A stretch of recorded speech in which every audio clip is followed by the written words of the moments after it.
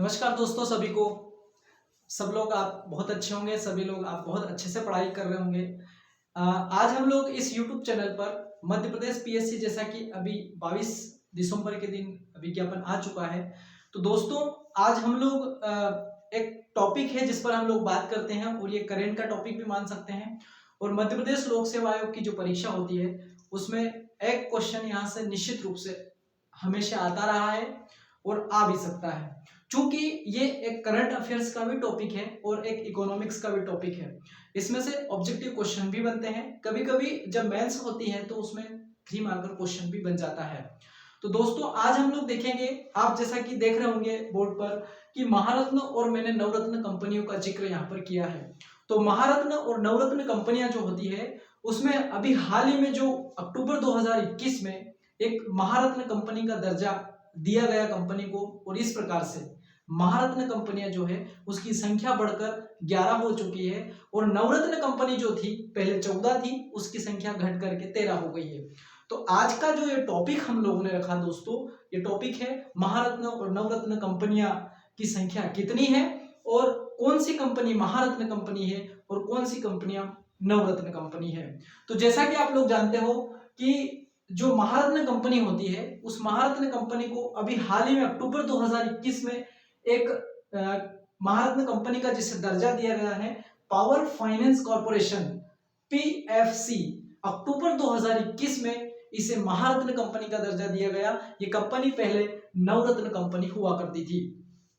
तो इस कंपनी को 11वें नंबर की महारत्न कंपनी बनाया गया है। तो करेंट का यहां से आपका क्वेश्चन बन सकता है दोस्तों, इसलिए ये याद रखिएगा। और इस महारत्न कंपनी को वित्त मंत्रालय के अधीन एक जो उद्यम है जिसे हम लोक उद्यम विकास बोलते हैं, उसके द्वारा आदेश जारी करके पावर का फाइनेंस कॉर्पोरेशन इस कंपनी को महारत्न का दर्जा दिया गया है।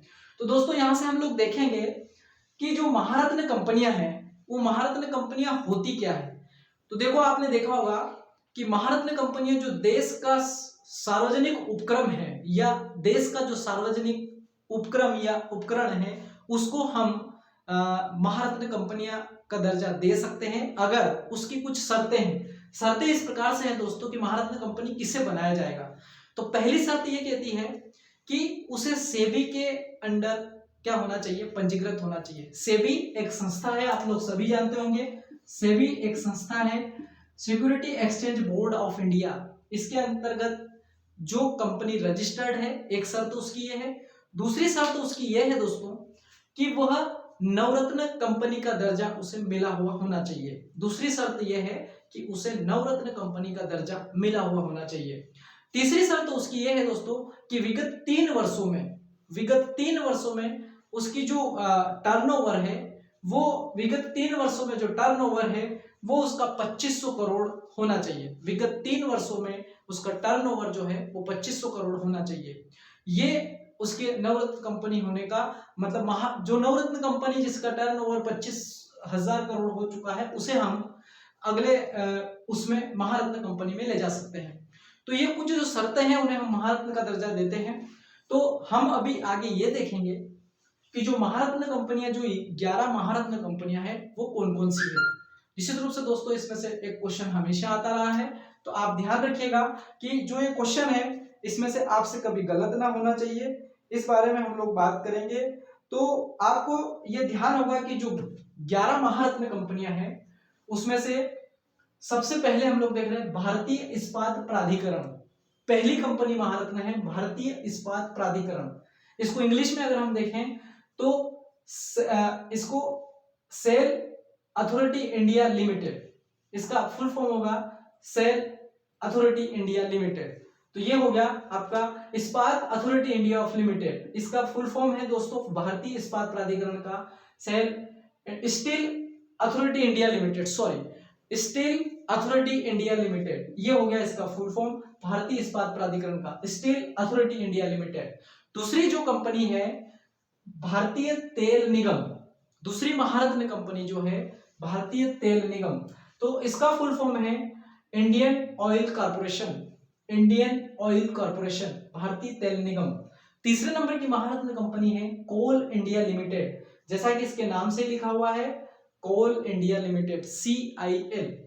चौथे नंबर पर दोस्तों है गेल, गेल इंडिया लिमिटेड। तो गेल को आप GAIL करके लिख सकते हैं, इसका फुल फॉर्म भी कभी कभी आ जाता है गेल। तो गेल इंडिया लिमिटेड ये भी महारत्न कंपनी है। दूसरी है power grid corporation of India, power grid corporation of India, power grid corporation India limited, हम इसे कह सकते हैं। तो power grid corporation of India, इसको भी आप ध्यान रख सकते हैं, इसका फुल फॉर्म भी आ सकता है।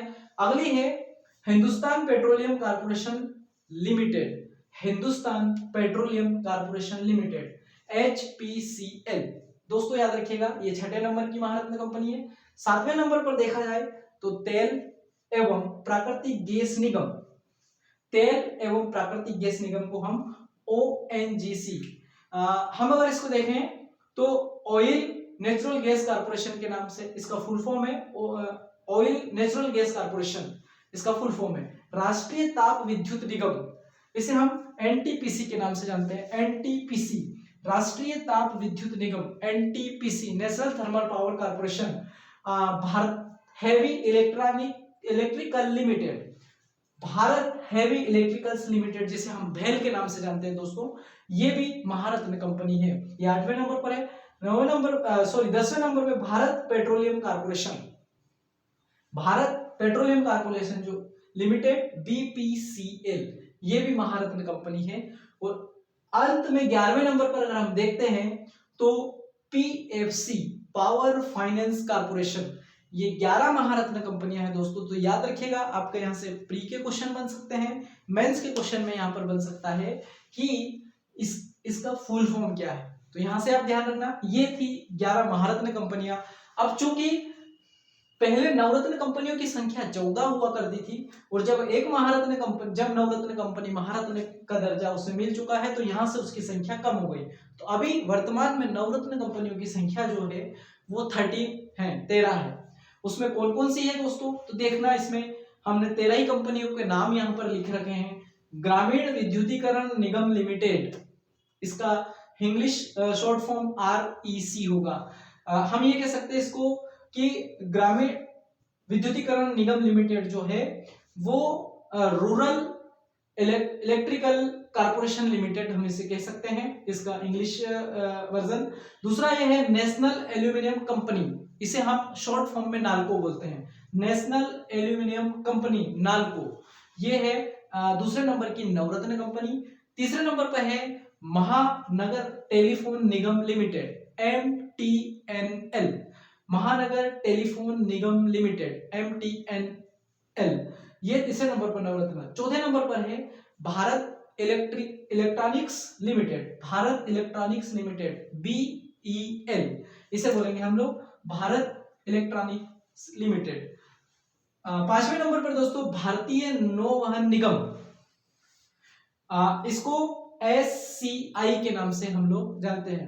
तो शिप कॉर्पोरेशन इंडिया, हम इसे ऐसे बोल सकते हैं, shipping corporation of India, shipping corporation of India, SCI, भारतीय नौवहन निगम। 6वें नंबर पर है दोस्तों हिंदुस्तान एरोनॉटिक्स लिमिटेड, इसे हम लोग HAL के नाम से जानते हैं, हिंदुस्तान एरोनॉटिक्स लिमिटेड, HAL, ये है 6ठे नंबर की नवरत्न कंपनी।